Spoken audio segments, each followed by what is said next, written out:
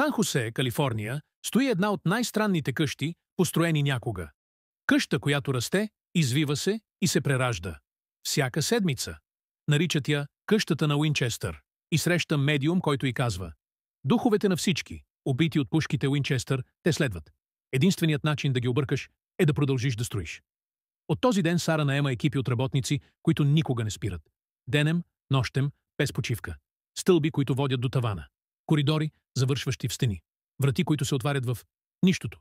И всяка седмица нова стая, ново разклонение, нов лабиринт. Съседите казват, че нощем се чуват удари като сърдечен ритъм, къщата диша, че прозорци се местят сами, че Сара говори с някой, когото никой друг не вижда. И когато тя умира, строежът спира. Но работниците твърдят едно: в последната нощ, в последния час, къщата сама премества стени. Никой не знае защо. Но всеки, посетил този дом, казва едно и също: не ти решаваш как да се движиш в къщата. Къщата решава как да се движи около теб.